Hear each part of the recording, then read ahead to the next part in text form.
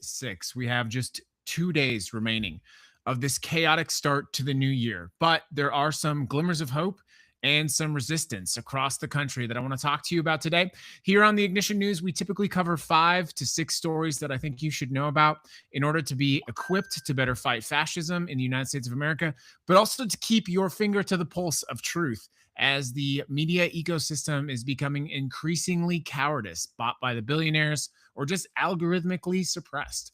Good morning, everyone. Do consider following that show. Just search The Ignition News. If you can't find the show, just go to theignition.news and you'll be able to find the show wherever we stream live. This morning, we are streaming live on multiple platforms. Be sure to hop over there, put a comment over there if you're watching on YouTube or Twitch or Substack or TikTok. And that's where we're going to start the show, everyone. Good morning. I wanted to start the show out today with a special congratulations. And that is to David Ellison.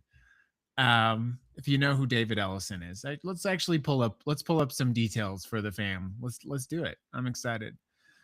David Ellison. Let's go ahead and do this. I'm invested now. Yeah, give me some details.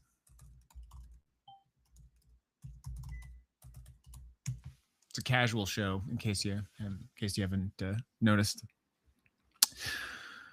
David Ellison and Larry Ellison. That's who I'm going to start out the show with a big congratulations to. Larry Ellison, of course, the billionaire who is the majority owner of Oracle, who owns an entire island in Hawaii, by the way, who was paramount in purchasing this app TikTok.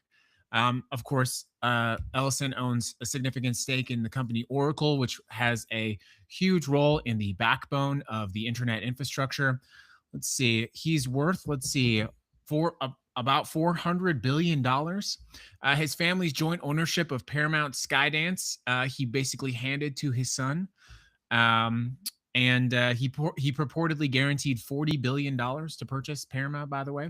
He owns 98% of the island of Lanai, which he purchased in 2012 for just $300 million. And he moved there permanently in 2020. His real estate portfolio is valued at $4 billion. And he has a bunch of boats and yachts. And I just want to give a quick congratulations to Larry. Larry, congratulations. By all accounts, you've achieved a very successful life. But based on how you've transitioned the ownership of the most popular social media app in the entire planet under your company's purview, it's quite amazing to me how someone so abruptly incompetent, so deeply incompetent, has been able to achieve such massive success. And then to hand off that success to your equally incompetent son, David, who now is poking around in American media like it's Monopoly on a family movie night. Congratulations, Larry. Truly an accomplishment to have achieved so much with so little horsepower up there in the old cranium. It's amazing. It's amazing. Of course, while not our top story, we're continuing to see reports of the gradual failure of the app once formerly known as TikTok. It's going the way of Yahoo, I think. But let's continue. Let's continue into the main stories. Good morning, everyone. So our top story today is ICE in Minneapolis. It's a continued story. We're going to start in Minneapolis, where the federal government has just blinked. After 2 full weeks of chaos and 2 dead American citizens, ICE has put out new guidelines, operational guidance that reads like an apology letter that was written by a lawyer. Here's an internal memo that we obtained. It says, quote, do not communicate with or engage with agitators. The memo says engaging, quote, serves no purpose except inflaming the situation. Agents are now instructed only to communicate by issuing commands. And here's the part that says everything. They are now being issued megaphones so they can, quote, verbalize every step of the arrest process. This means, of course, that they know they're being recorded, and now they know what it looks like. So let's keep this clear. On January 7th, Jonathan Ross killed Renee Good, 37-year-old mother of 3, while she was in her car. The administration immediately claimed that she ran over the agent. Video evidence obviously now contradicts that.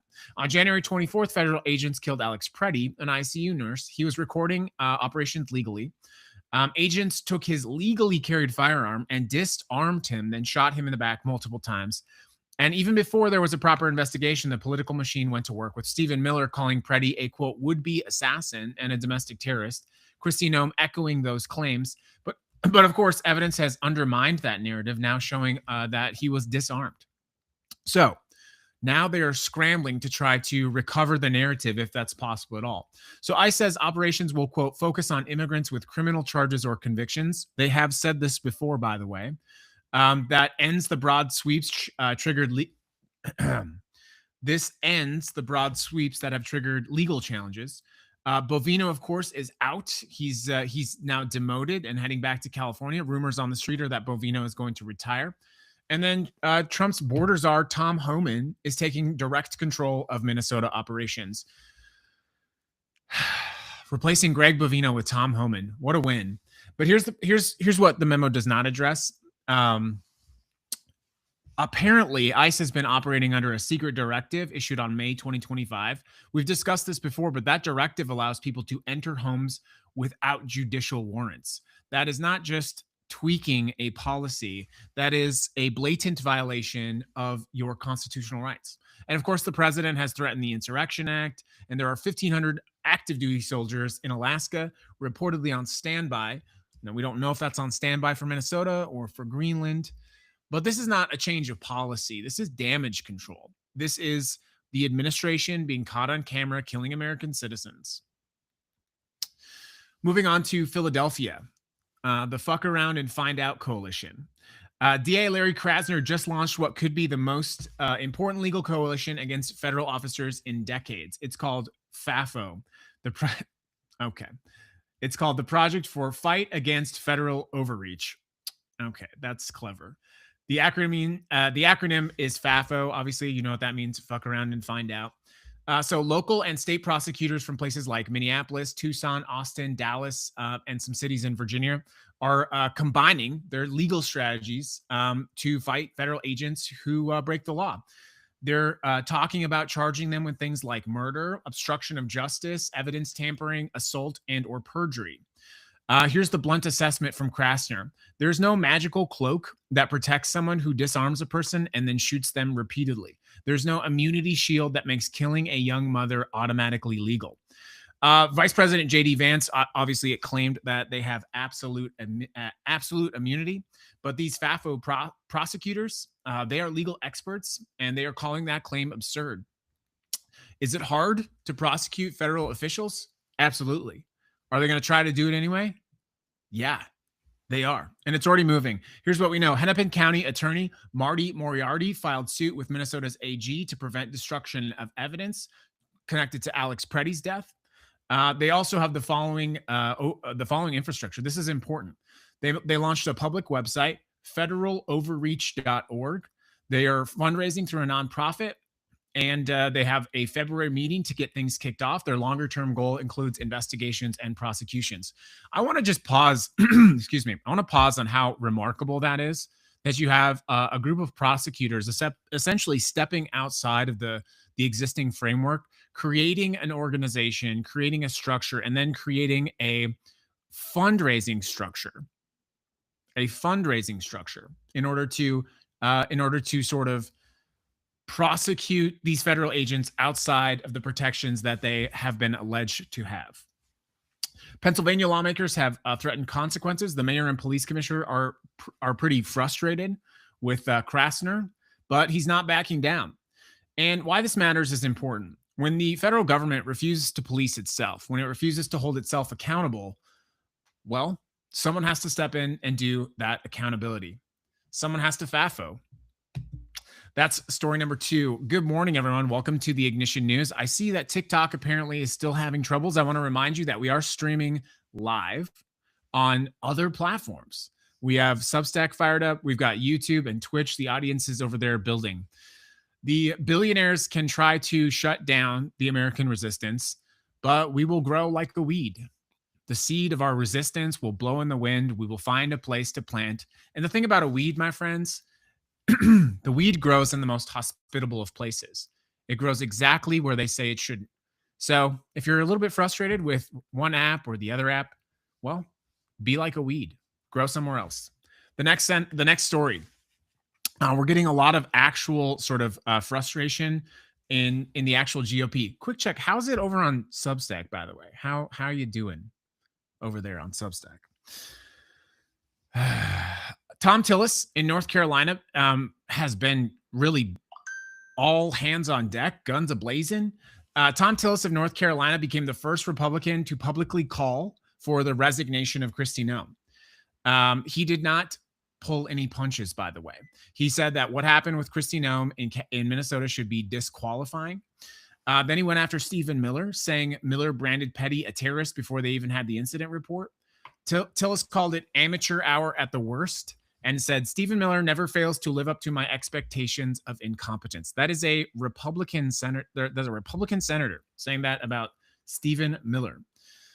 When somebody challenged Tillis, they said, hey, the president called you a loser. Tillis fired back with the following quote: I'm thrilled about that. That makes me qualified to be a Homeland Security Secretary and a senior advisor to the president.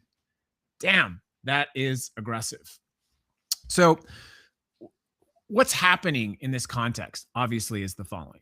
What's happening in this consequence is smart people in the Republican Party who see beyond this current moment understand that this is not going to last forever. That this president, whether that is through his cognitive decline or impeachment or anything else of that nature, is not going to be president forever. And so smart, intelligent, intellectual Republicans who want to have a political career ever again are starting to put a line in the sand. And as much as people want to poo-poo that or discourage you or say, oh, it's never happening, if you don't believe that it's possible to confront this administration and to hold it accountable, what are you doing? What is the purpose? If you don't think that we can win and that we can defeat this tyranny, I guess then just put your hands up. I don't know what to tell you. It requires of us to believe that there can be accountability for the crimes that are happening against America, against American citizens, and against immigrants in our country just trying to make a better life. And I said this yesterday, but let me renew this call again.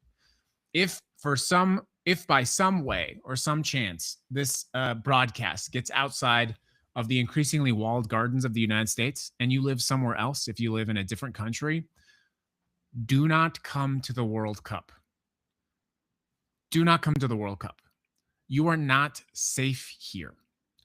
I don't know what information or news looks like from your side of the aisle. I don't know what it looks like from your side of the ocean, but it is far worse than you are seeing on the news. I'll get to that in a little bit.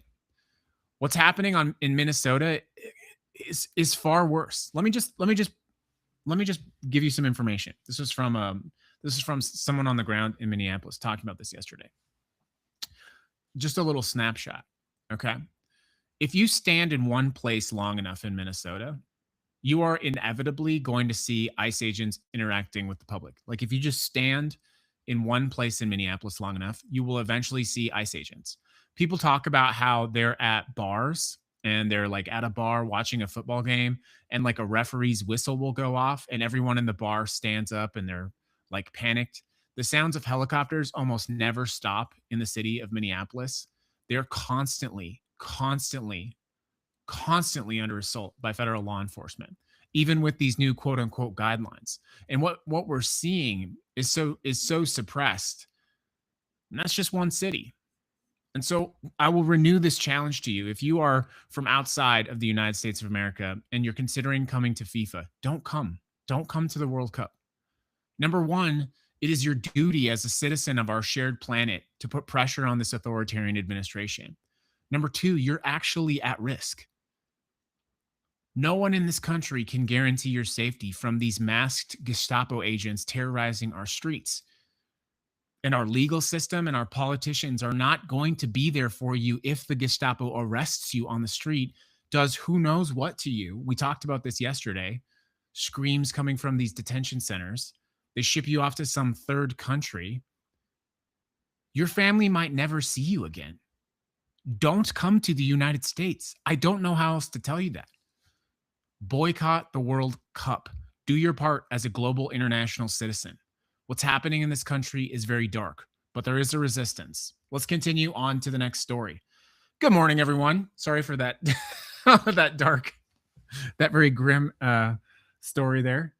But yeah, let's get on to the next story. This one's pretty massive. Something's happening in Georgia. Something's happening with the FBI, and something's happening with, of all people, Tulsi Gabbard. We know now that the FBI issued a search warrant at a Fulton County Election Operations Center in Georgia, and they were seeking boxes of 2020 ballots. Apparently, they took 700 boxes of ballots onto trucks. They alleged that they are looking for fraud. This happened 1 week after Trump was speaking at the World Economic Forum in Davos, and he said people would, quote, soon be prosecuted over the 2020 election, while repeating the false claim that it was rigged. So then you have Tulsi Gabbard and FBI Deputy Director Andrew Bailey outside. Fulton County has been fighting a DOJ lawsuit seeking access to records under a Georgia law, and they're looking for ballots and paperwork held under seal by the Clerk of Superior Court. And now they went into Georgia with the FBI and apparently stormed an election center and took 700 ballots, 700 boxes of ballots. We have no idea what they're going to do with this information. We have no idea what this looks like. And that is why it is important for you now, more than it ever has been, to prepare to protect your elections. This brings me into my sponsor of the show, Ignite, Fighting Fascism in the Age of Its Rise. If you're looking for how do I push back against this authoritarianism? How do I push back against this creeping fascism coming to my doorstep? We have Ignite, a signature podcast. It is 14 episodes and 4 bonus episodes. And this season, season 2, is all about protecting yourself, protecting your community, and most importantly, protecting your elections. Go download Ignite season 2 on your favorite podcast platform now and find The Ignition News on your same podcast platform. Let's bring in our last story.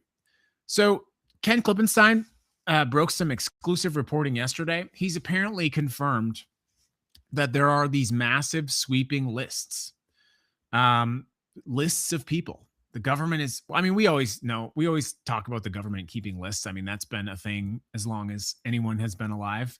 But what he's found is quite shocking. A DHS attorney familiar with the system said that after January 6th, the government expanded exponentially into domestic whistleblowing and watch listing, building a comprehensive structure few people fully understand. Officially, we're told there are 3 big lists. Listen to this. 1.1, quote, international terrorists, 10,000 plus, quote, domestic terrorists managed by the FBI, transnational criminals list that's apparently grown to 85,000 people, a rebel radio list. Just kidding. That's a joke.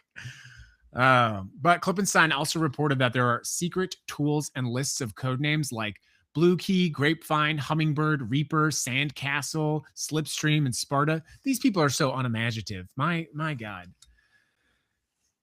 Some were for immigration vetting. Others purportedly are pulling down social media. And some are used to connect people in the real world, like mapping your friends and family. And a senior intelligence official said this is not normal, by the way. So now let's connect this to Minnesota. Let me connect this for you. So 2 Americans get killed while documenting or being near federal operations. Were they on a watch list? We don't know. But we do know that the infrastructure exists. Here's the problem with watch listing, okay? Number 1, you usually don't know you're on the list. Number 2, there's rarely a meaningful way to challenge being on a list. And number 3, this can be real life consequences, prohibiting travel, invasive screenings, getting pulled over by the police, being denied visas, and of course, obviously heightened attention from law enforcement at the federal and state or local level. There's lists. It doesn't start with camps, my friend. It starts with surveillance. It starts with lists. And it starts with categorizing opposition as terrorism. That is where we are right now in the United States of America. Let's connect everything together in one story. So you got in Minnesota, the continued federal operation killing 2 Americans, shifting the strategy. Moving on to Philadelphia, pushback, the FAFO Commission, prosecutors building a coalition to hold these agents accountable. Will it be successful? We don't know. You've got the GOP, Tom Tillis, cracks in the opposition. And then you've got in Georgia, people raiding election facilities. The FBI, Tulsi Gabbard, raiding and taking 700 boxes. And the common thread here is impunity. People who feel that they are not accountable. So, what do you do about it? Number 1, You have to support accountability infrastructure. The FAFO Commission, maybe that's not your thing, but we have to support all forms of resistance. Number 2, we have to continue to be unafraid to document government operations like ICE raids. Number 3, you have to be constantly updating and refreshing yourself about your rights. Number 4, you have to be building local networks and community. And number 5, you have to put pressure on local officials. This is the mission. We're not sliding towards authoritarianism, my friends. We're there. The plan has been built. The lists have been built. And now it's here. That's the Ignition News, everybody, for January 29th, 2026. There's no, how do I say? There's no need to give them the satisfaction of your fear. There's no need. Whether that's organizing in your local community, staying informed, or better understanding your rights, there is accountability coming.